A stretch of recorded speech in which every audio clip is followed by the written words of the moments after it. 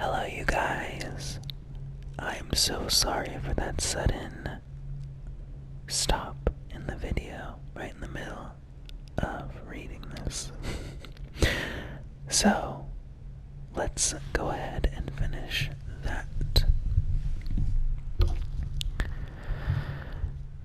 As an apprentice to the gaffer, I got to see the trafficking and killing of the great beasts up close.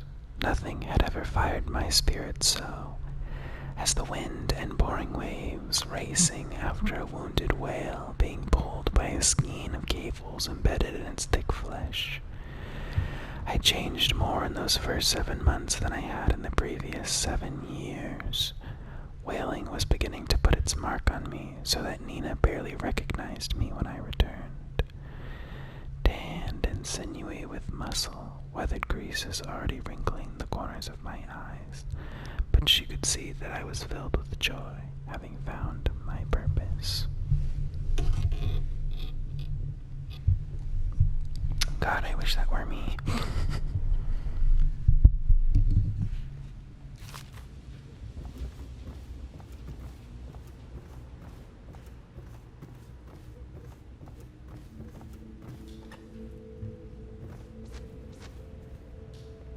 Pleased to meet you, Master Corvo. I saw you at court in happier days, but you might not remember. I was once a close ally to the Lord Regent, Hiram Burroughs, back when he was just the spy master. He's one manipulative bastard, I can tell you that. Thanks for that, man.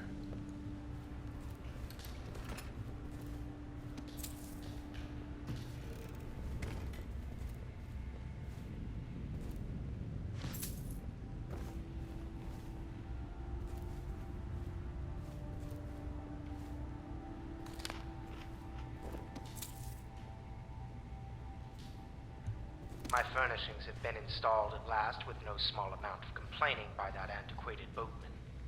The others have no idea what it's like to suffer as I have.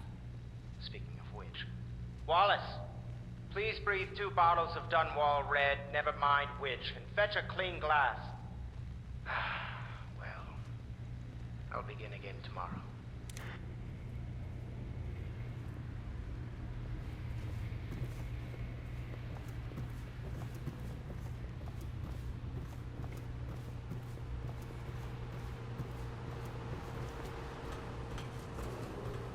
Do not attempt to house or care for a friend or family member who shows signs of blood on their face and chest area. The only way to help them is to bring them to the City Watch. They will be taken to the flooded district for treatment. I'll be crafting your weapons and gear, all custom work. Jesus, that camera I just will whipped. create the tools of a master assassin.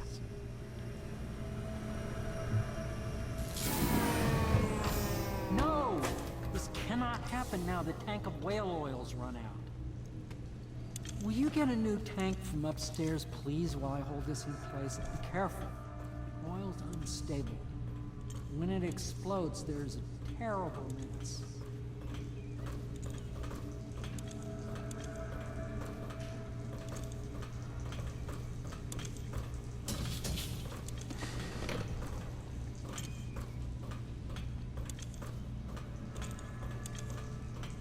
Perfect.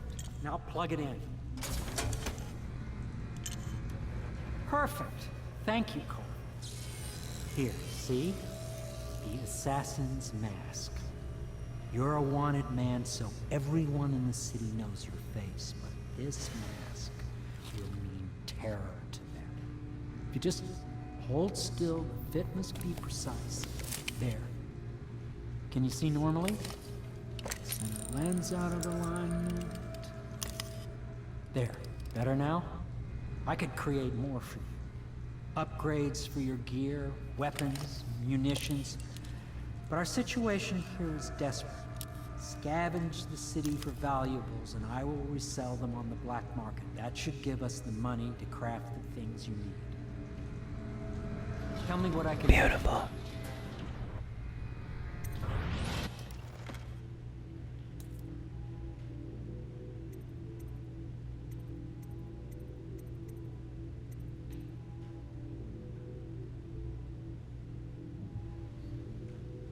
I think we'll pick this one.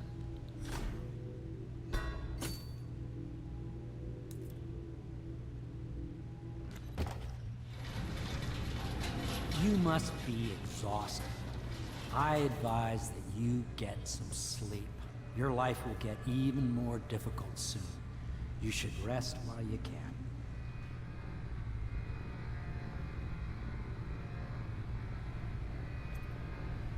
I'd like to look around for a while. Very well. You know best. Let me know if you need anything more.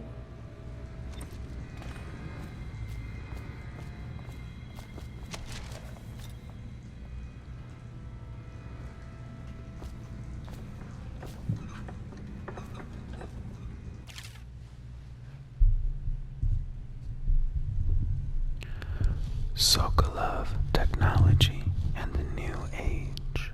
Excerpt from a recent book detailing Sokolov's machines.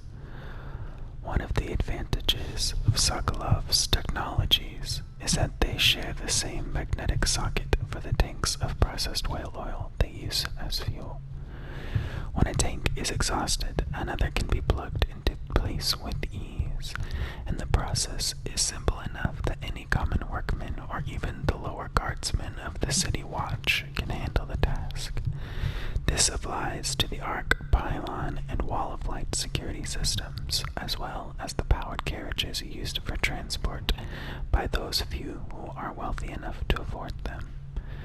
Only obvious downside of Sokolov's designs is the volatility of the tanks themselves.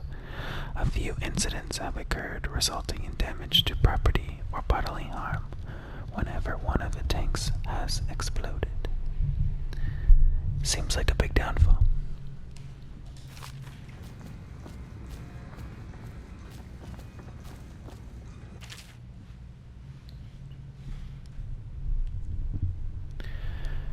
Piero, no, I will not sign off on these purchases. A bag of powdered crystal. Tivian ore. What's wrong with the metals and crystal? Kingsborough feathers. If you need feathers, sacrifice your own pillow. Maybe at the academy, everything you needed was paid for by tariff and handed out willy-nilly. But this is my bar, or what's left of it, and we're operating on a budget.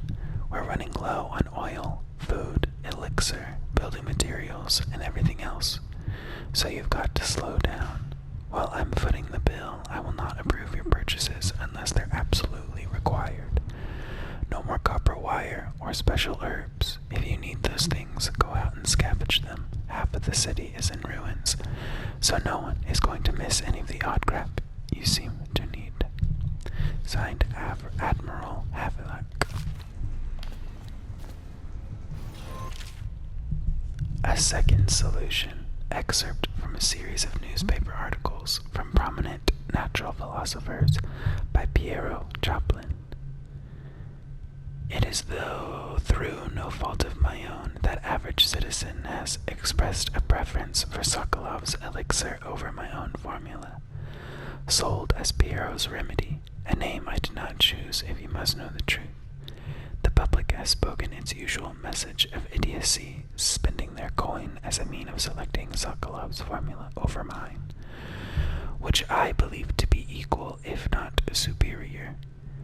Much has been made over the popularity of these concoctions as a means of resisting this remarkable new plague. I say remarkable because this strain works with an efficiency we have not seen in the history of the Empire.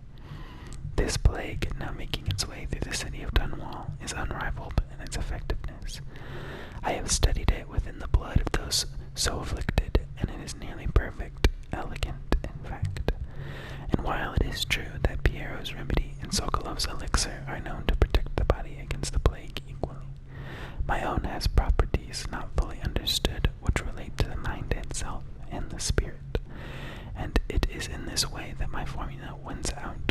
Here is where one should pay attention to this contest, for you see, Sokolov's elixir, with its emphasis on the brute animal body, is a grass goo better suited for livestock. The subtle and secret variants in the key ingredients making up Pierrot's remedy ensure that it works on the higher functions that separate mankind from the mindless blue-jawed hagfish swimming in the Wrenhaven River.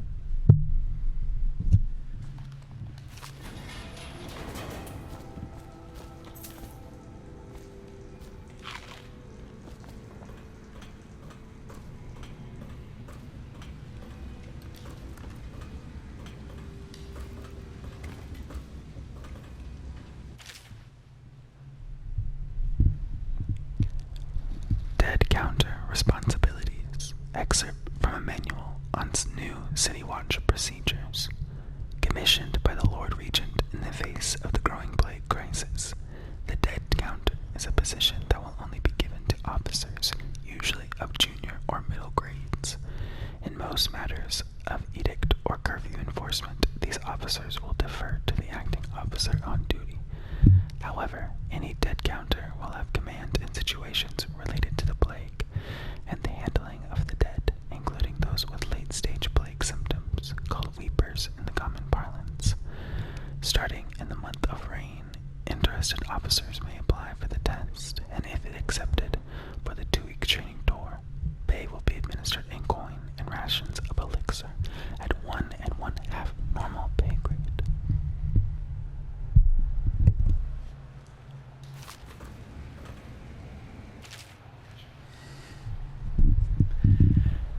Whale Vivisection.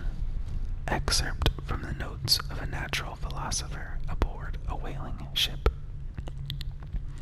Remarkably, each specimen I had the pleasure of studying during the voyage possessed some minor variance in physiology. On the second day of the trip east of Tivia, the crew hauled aboard a female some 42 feet in length. I estimated she weighed 35 tons, and the ship sat low, rocking side to side through the night with her thrashing. By candlelight, I took her apart, sketching and taking notes. Against her bellowing, I cut into the massive tentacles around her mouth.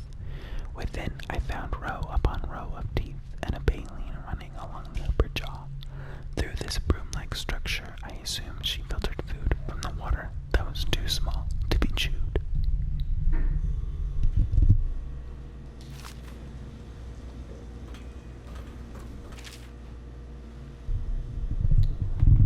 There's a lot of reading right now. Whale oil processing. Excerpt from the founder of the Greaves Whale House by Ebenezer Greaves. Out at sea, they secure the beast with hooks, with lines cast from the main ship and from several smaller boats. Buoys keep the whale from diving deep. Once it's caught, a larger hook is driven through the tail, which is used to hoist the creature up through the chute. They moan and bellow for some time as the men get them back onto the deck, then lift them into the scaffolding overhead. The ship adjusts its prow and returns to port in Dunwall, where the crew works on the great creature, slicing off the fattiest parts while it still lives. It's very cruel.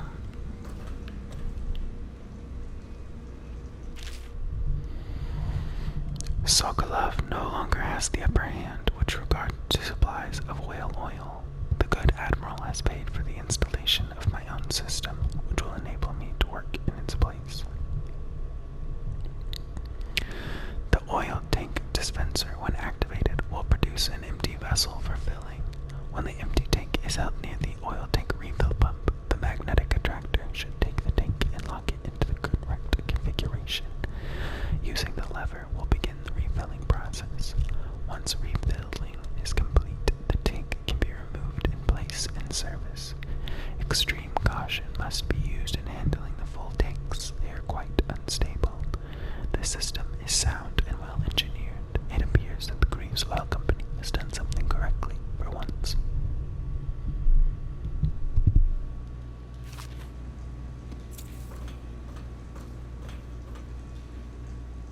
The Academy teaches that absurd idea that the energy in whale oil arises from the need to maintain life functions at extreme ocean depths. The pressure and the cold are too much to endure without it. I speculate that a human being might, by a process of adaptation, produce high-energy humors in the body. I could build a tank that would slowly increase pressure on a subject over a long period of time, and then observe them for years if need be, to see if the formulation of energetic substance is developed. Surely the Empress would be able to furnish me with facilities subject to the necessary legal amnesty.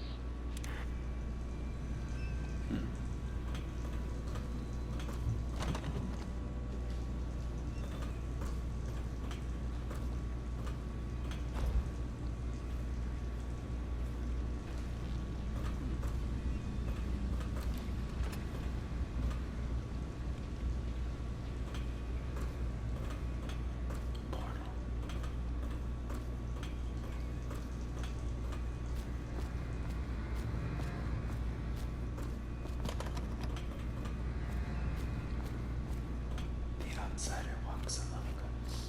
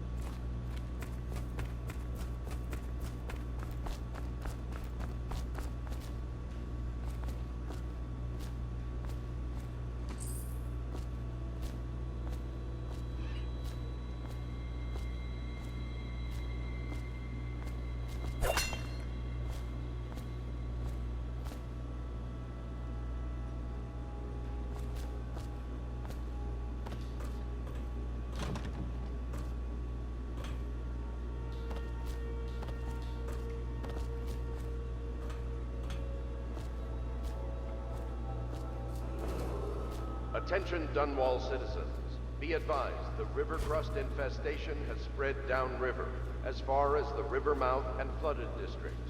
Do not attempt to approach or destroy a river crust. Any items recovered from doing so are considered state property.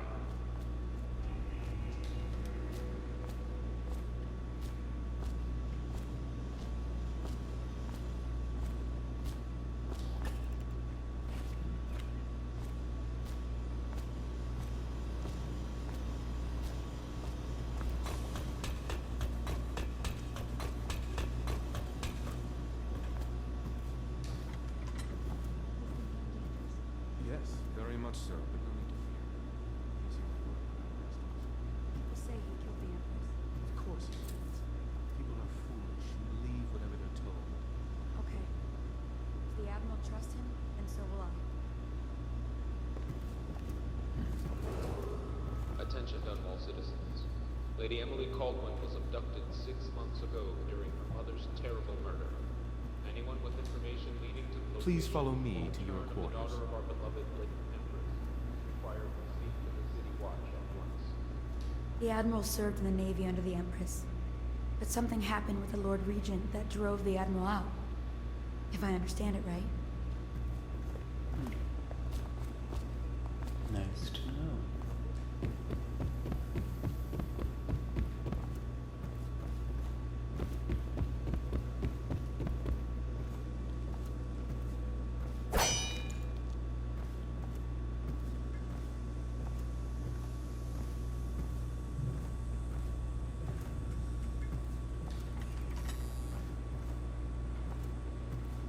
This is your room.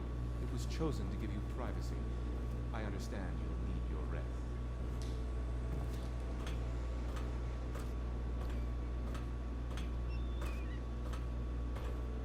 Blood from the eyes.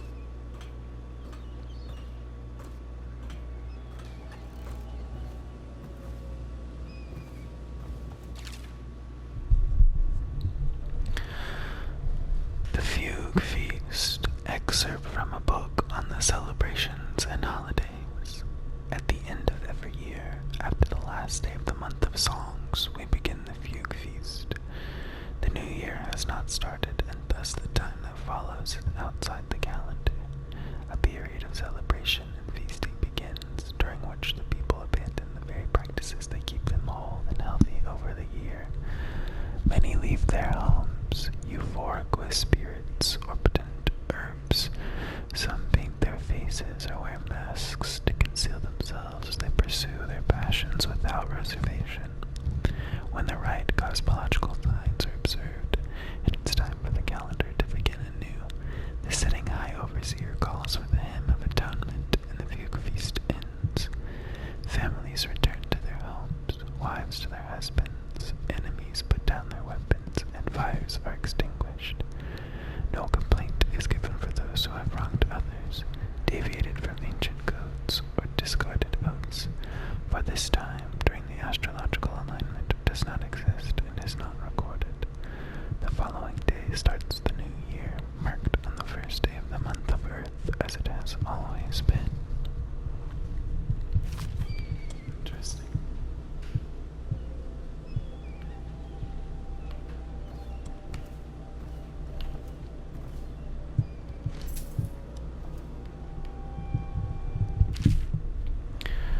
The Trials of Aptitude.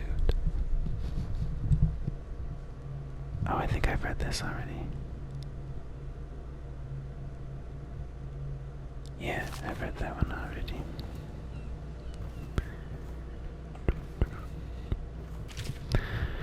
Call to the Spheres, Volume 1. Excerpt from a work of fiction, early chapters. My stomach is twisted as the engines of the odd vessel roared louder. It was the creation of Orchado, third prefect from the Academy of Natural Philosophy. He was exhilarated, savoring each of the small craft's undulations. Orchado pulled a lever, and a great gouge of smoke surrounded us. The smell of burning whale oil grew unbearable as the machine propelled itself upward. I was too afraid to look through the window, which suddenly didn't feel thick enough. As if knowing my thoughts, Overseer Brian looked at me and smiled. Recite some of the litany, my pupil. It will protect your heart from the turpitude of the void on our way to the outer spheres. Very interesting.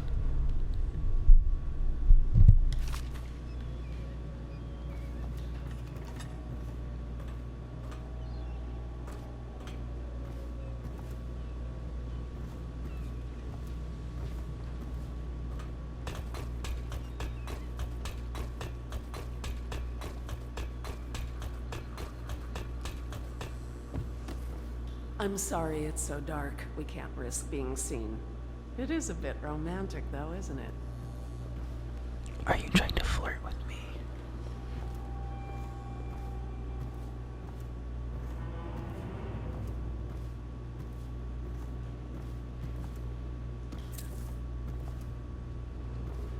Attention all citizens. Curfew extends from sundown to sunrise unless you are otherwise authorized. Violators will be subject to interrogation and detained when necessary. Remember, the boldest measures are the safest.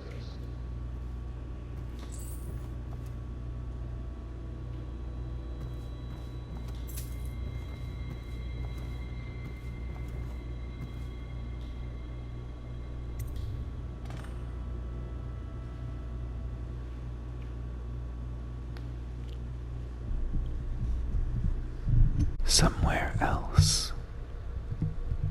Whale oil is volatile, but is enabled.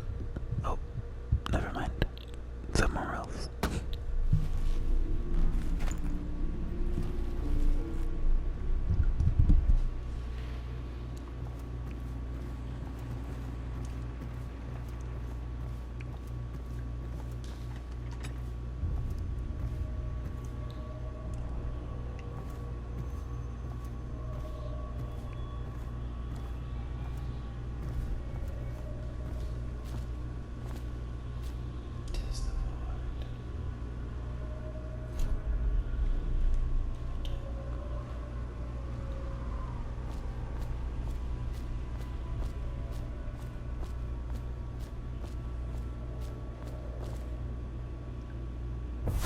Hello, Corvo. Your life has taken a turn, has it not? The Empress is dead. Her precious daughter Emily is lost somewhere in the city, and you will play a pivotal role in the days to come. For this, I have chosen you and drawn you into the void. I am the outsider, and this is my mark. There are forces in the world and beyond the world, great forces that men call magic. And now, these forces will serve your will. Use this newfound power, my gift to you. Come find me.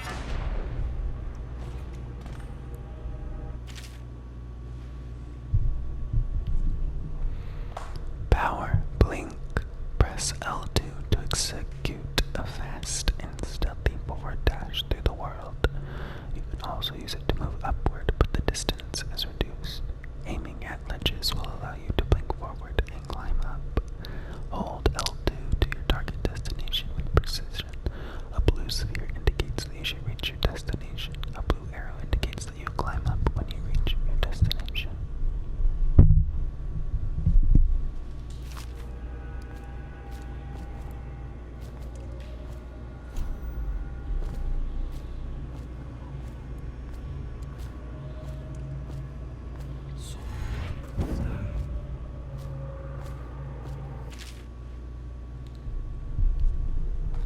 Fallen letter, you cannot save her, you cannot save her, you cannot save her, you cannot save her, you cannot save her, you cannot save her, you cannot save her, you cannot save her, you cannot save her, you cannot save her, you cannot save her, you cannot save her, you cannot save her, you cannot save her, you cannot save her, you cannot save her, you cannot save her, you cannot save her. You cannot save her. You cannot save her. You cannot save her.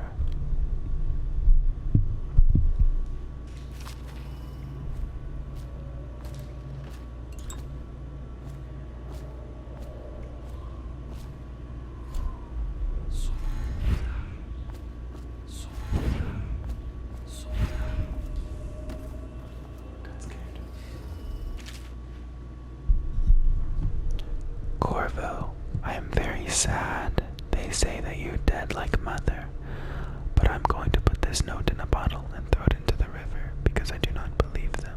Living here is very strange. I do not like it, so please come for me if you can. Emily's letter. That's so sad.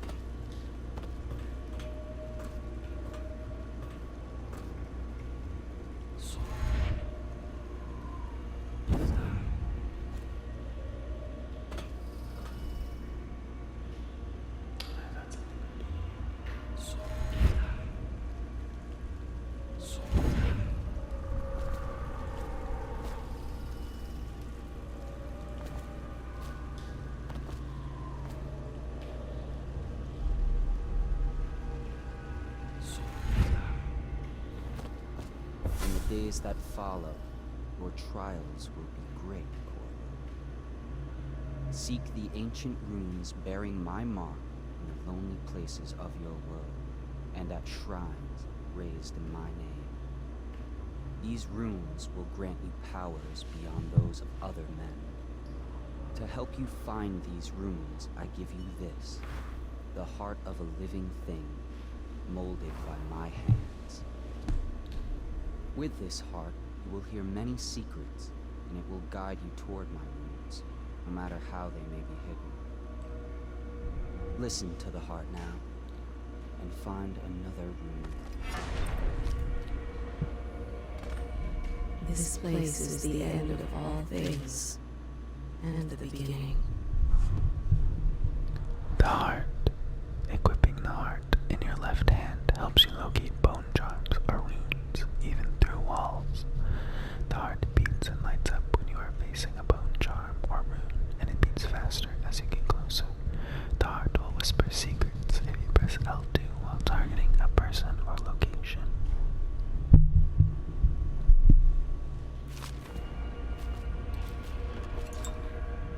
All of time is meaningless here. Neither seconds, nor centuries.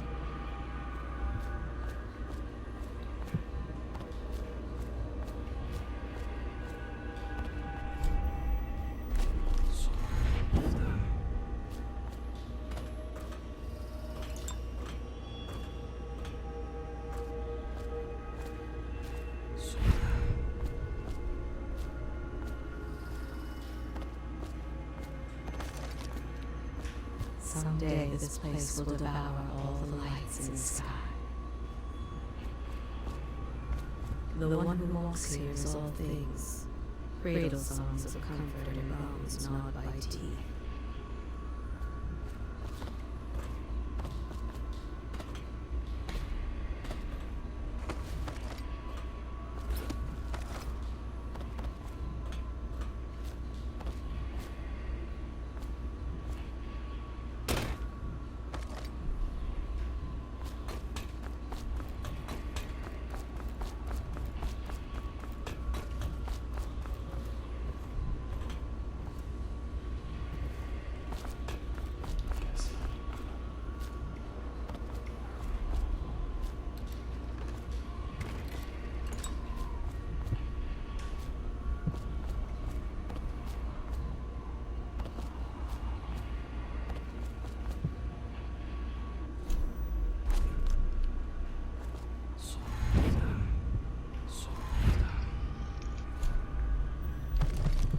This is the place from which those who dabble in black arts draw their power.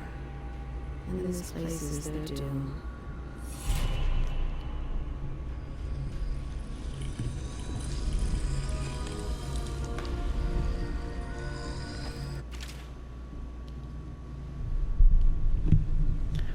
Runes and acquiring powers. Once you've collected some runes, open the journal and go to the power section to exchange them for powers.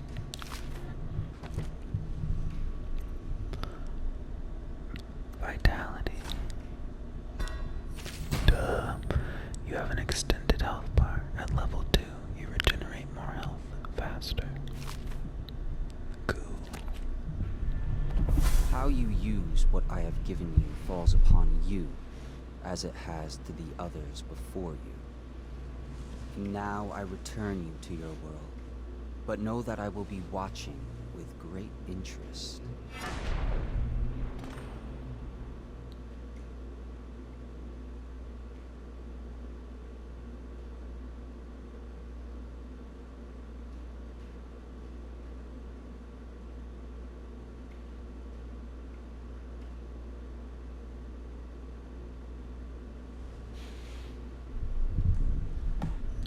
Hidden in an old bar on the river, your new allies have plans to share with you. Meet with the loyalists and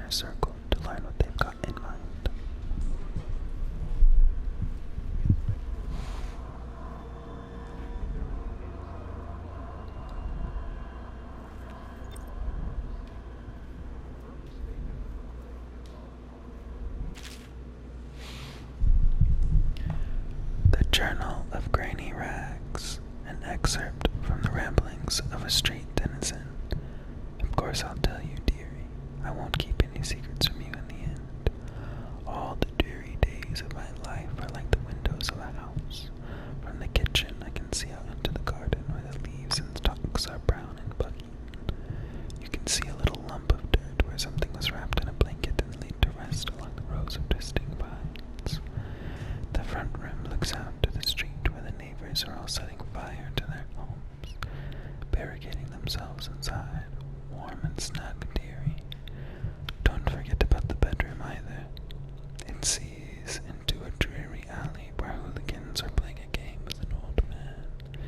The first two are hitting him with sticks, and the girl with them is kicking at his dry old ribs. Oh, to have those bones, to boil them in a pot. No one lives in my house anymore, dearie. No one you'd want to meet. When I lived there with my husband, we were fine, fine people. Vera Moray. Everyone would say, your house is as grand as the Boyle Manor. Better even. Your dinners are lavish and your parties are the best. When that young Sokolov came to paint my portrait, I was nearly still in my prime. Radiant, he said, and he was just barely a man, so young, painting all the best people across the land. Everyone wanted a portrait by his hand, all my friends. I was the only one, dearie, wet with his paint, glistening on the canvas for a pretty coin. But it wasn't all parties and paintings. My husband and I weren't always at home, no. We traveled together, he and I, to the far ends of the Isles, beyond even, all the way to the red cliffs of Bendesia, to dig in the rock and crawl through the caves, holding up candles and squinting at the walls. Many precious things I came upon, but none more so precious as the boy with the black eyes, dearie. All those marks and bones, carved so deep and polished so bright. I brought the old bones home, hid them for my dear husband. Then I learned to boil them and carve them myself. They made such good presents, dearie. The little mute boy took them home. He loved them so. All the time he came back with new bones for me, holding them up so I could see it in his eyes. Even though his tongue was still, Granny, his eyes would say to me, carve these bones for me, make me another present. And he went so far, all the way to Dunwall Tower, the royal headsman himself now. My little mute boy and his shiny, shiny sword. Better bones are what I needed, you see. Better bones to carve and polish, scrape and clean. My dear old husband was always tired. I made him soup and then he was sick.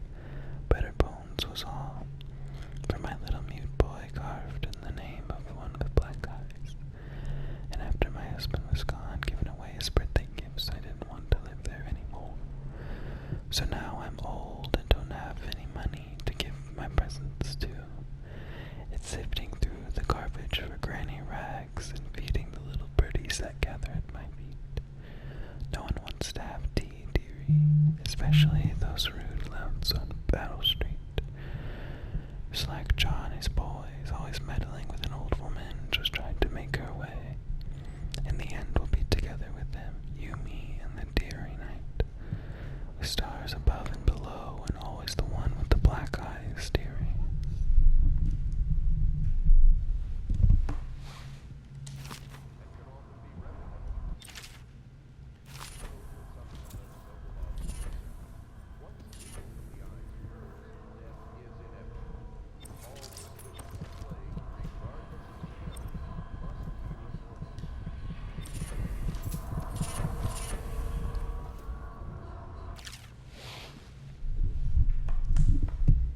Early life and criminal record, SLACKJAW, excerpt from a series of letters sent by a member of the Bonnell Street Gang. You want the chin wag on SLACKJAW? What was he like when he was young, before he got his name? Oh, he's got a cool head now, but it weren't always like that in the days before he was boss of Bonnell Street Gang. Time was young. SLACKJAW wasn't such a reasonable man. Like most of us, he grew up on the street, running with a pack of ragamuffins and avoiding the low pigeon whenever he needed. Dark-haired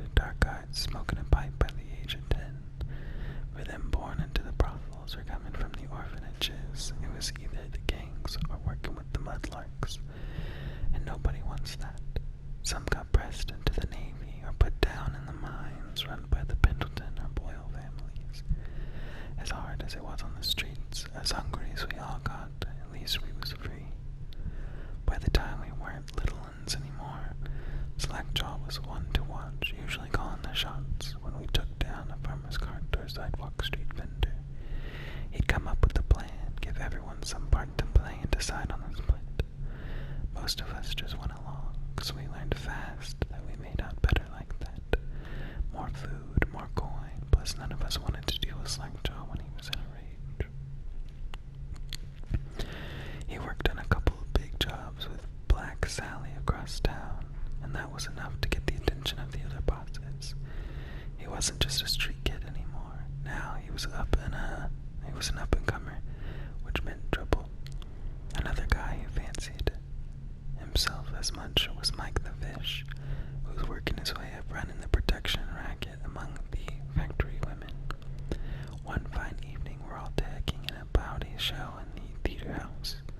Mike the Fish and his lot are there, and the cheap seats too, just down an aisle from us. Mike gets a wild idea. He wasn't big on planning. Throws a heavy ceramic spittoon at SLACKJAW, hits him square in the face, and breaks his jaw. We look to see if there's gonna be a blood brawl, but SLACKJAW just points at the door, and we all leave, with Mike laughing at our backs.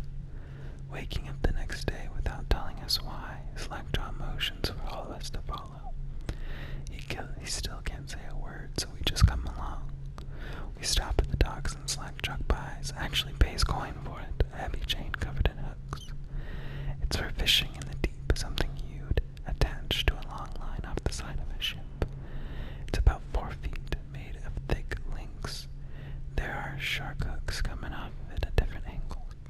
SLACKJAW's got that thing wrapped around his left arm, dangling at his side. Not sure how he knew where fish was staying, but when we reach the girl's house, SLACKJAW throws a bottle through the window, just like that. It's almost noon. There's a bunch of screaming inside, and Mike pokes his head out, looking wide-eyed and baffled when he sees SLACKJAW out in the street. A look comes over his face that still gives me the willies. Pure murder. Mike comes out the side door, bellowing like a blood ox, holding a cleaver, headed straight for SLACKJAW. When they come together in the street, SLACKJAW spins and the shark hooks bite deep into Mike's arm and shoulder. He screams, but SLACKJAW holds onto the chain. He's standing there with his jaw broken, clenched tight, with the chain wrapped around his left arm, hook sunk into Mike the Fish, just knifing him as fast as he can.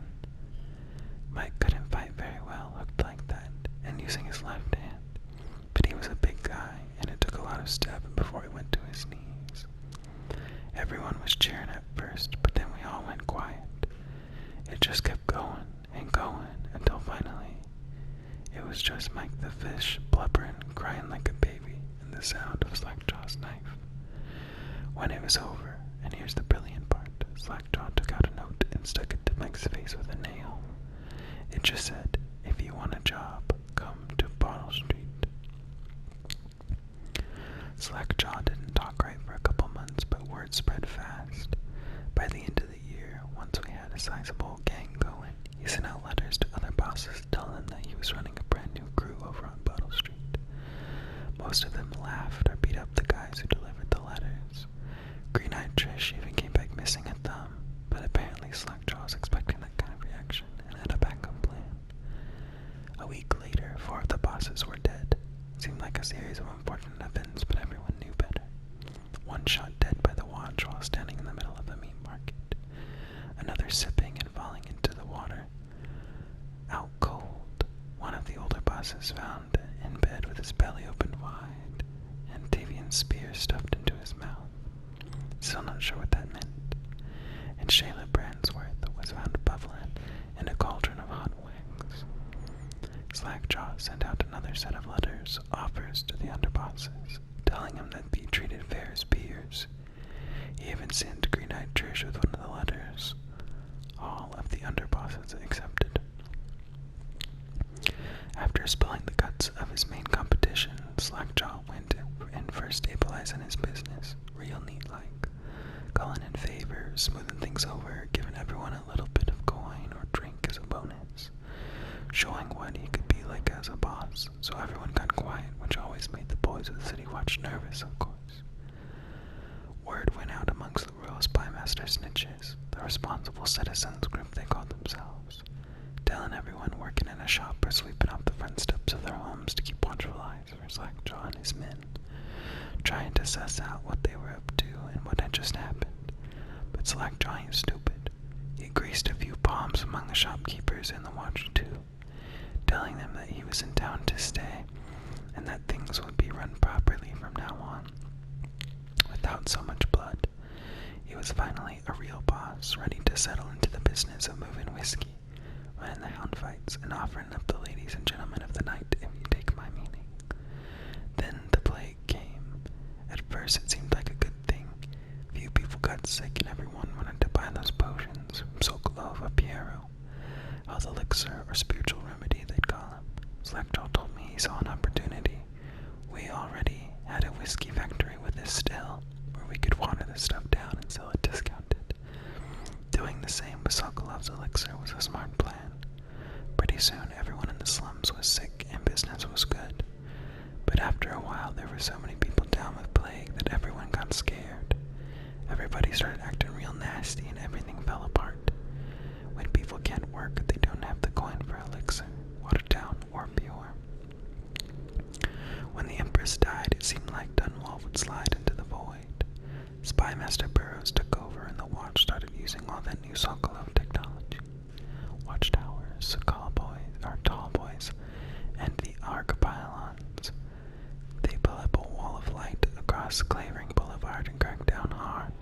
But SLACKJAW surprised us again. Instead of leaving town on a boat bound for Morley or one of the other isles, he stayed and kept it all together. We get as much elixir to fight off the plague as the city watch with their taxes and rations, and that's kept us alive so far. Signed Crowley, the Bottle Street King.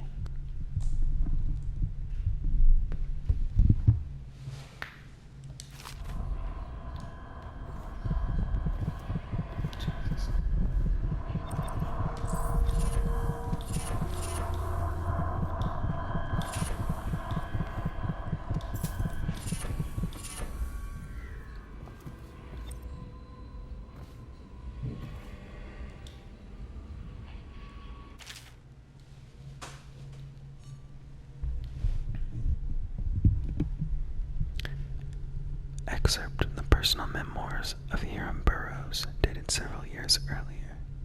This is the 4th day, month of high cold. Progress continues on the suppression of gang activity in the distillery district, but more slowly than expected. The ruffians operating there have been cunning. I'll grant them that, but it's only a matter of time.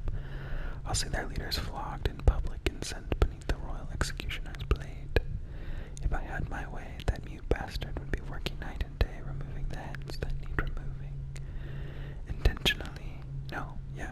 Internally. The Empress does not seem pleased with my investigations. It seems that it is beyond her thinking, against her very nature as a trusting person, to believe that traitors move among us, but I know they do. They must. No, Jessamine would rather spend her time with the royal protector. At least he's likely to stop any immediate threat to her safety. But a strong arm is not what's needed against those who would undermine us. How will Corvo's sword stop a poisoned wine glass or an explosive delivered by courier? It will not. There are many threats around us, threats requiring meticulous efforts to police. Young Lady Emily is undisciplined, I'm afraid, here within Dunwall Tower. She receives instruction from the finest tutors known in the Isles, yet her mother spoils her, and she spends most of her time lost in imagination, wasting her time drawing or asking Corver to teach her to fight with wooden sticks. This girl might rule the Empire someday.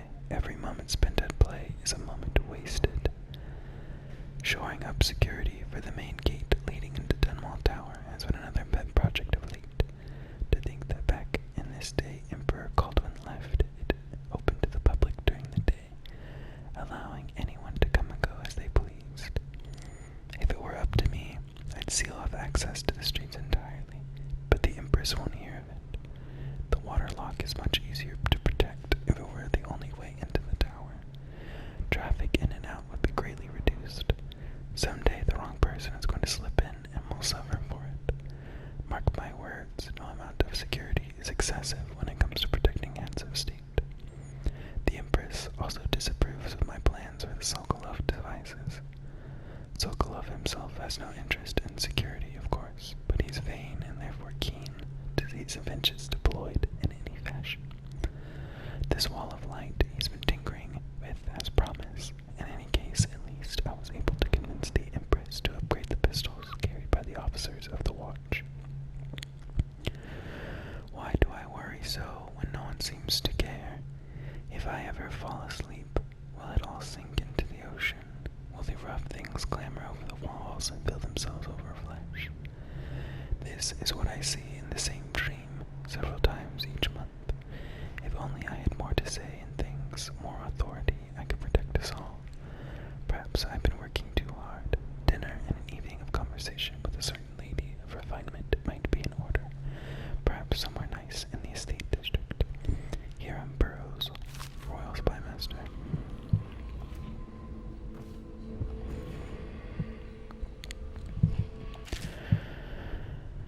Rumors inciting DAUD. Excerpt from Overseer Covert Field Report. For over a year now, I have lived away from the Abbey without the company of my overseer brethren or the guidance of the blind sisters of the Oracular Order. Days have passed with me sleeping in the dens of cat prices, murderers, and worse, and the nights have me prowling through the worst alleys and wretched corner of Dunwall. I have taken my meals with killers. At times I have ventured beyond the city walls, meeting of forgotten graveyards, and the outlying ruins frequented by those of ill means. My beard has grown long, and I wear the weathered clothing and bits of boiled leather favored by the Bottle Street and hatter gangs, and by the rough men and women who make their trade knifing others in return for coin. My hands have run red with blood, it's true, but I have selected my targets with care, choosing among those criminals and heretics who are not fit to live, executing them justly and using their deaths as a mean of building my reputation.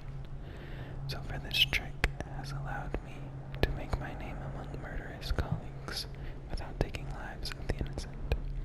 My goal is singular. I must impress the assassin named DAUD in order to get close to him. Of all the practitioners of black magic we have tracked, none concern the Abbey as much as DAUD. It is said that his mother was a witch from one of the archipelagos off the Beticean coast, taken captive by pirates venturing far from the Isles. According to legend, by the time of the ship return, the captain was dead and the witch controlled the crew, but DAUD still a shadow in her belly. The earliest stories tell of a gang killer without mercy, moving among the shopkeepers and city watch officers of Dunwall like a reaper through wheat. Then a period of silence followed. Years we now believe he spent traveling the Isles, studying anatomy and the occult in the great halls of learning, and in hidden basements frequented by fellow dabblers in the forbidden arts. DAUD is even purported to have spent a winter in the Academy of Natural Philosophy itself, and for a time before a schism developed, he counted the Brigmore witches among his allies. All the while he honed his craft, and it is during that time that we believe he began to consort with the outsider.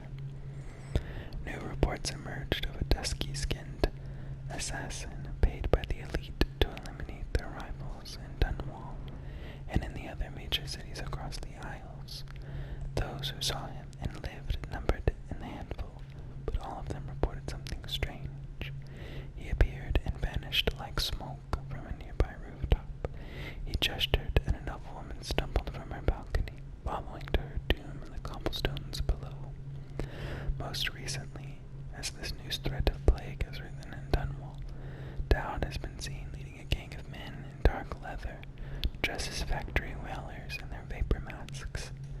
They seem loyal beyond comprehension for one so unworthy, leading me to wonder if some of his magic is dedicated to lulling their minds, enslaving them. Only a month ago, one young girl claims to have come upon a strange scene, carrying a bottle of milk home to her crippled brother. She was taking a shortcut through the Taylor's district. In a narrow street, she passed beneath a window and heard unusual sounds from within.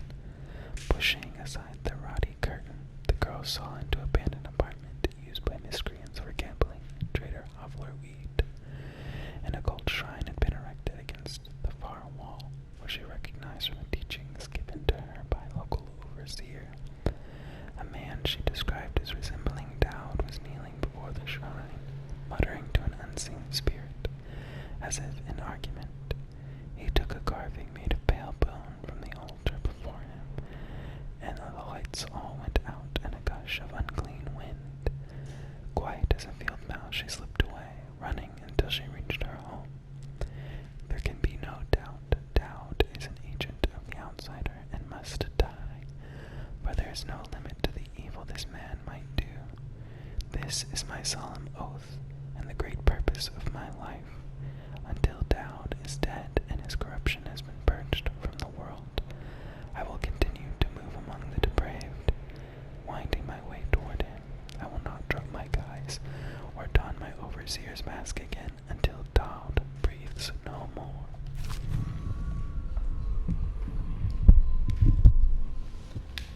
Somewhere in the basements below, Hound kills Hound, and money changes hands.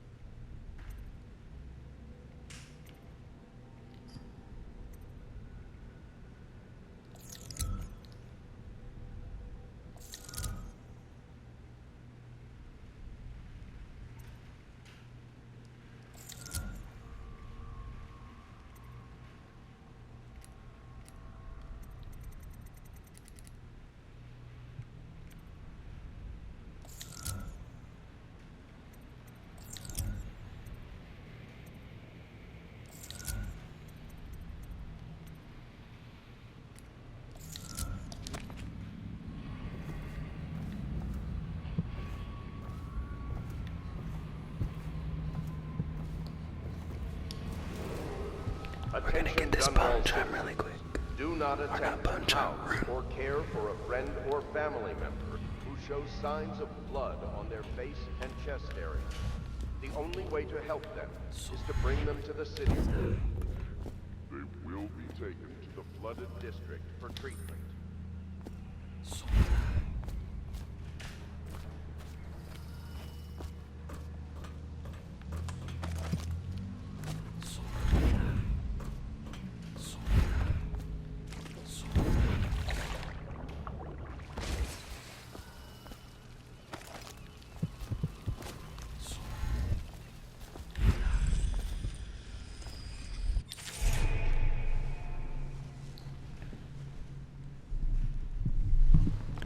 The powers you obtain from runes can be used creatively to defeat enemies or move through the environments.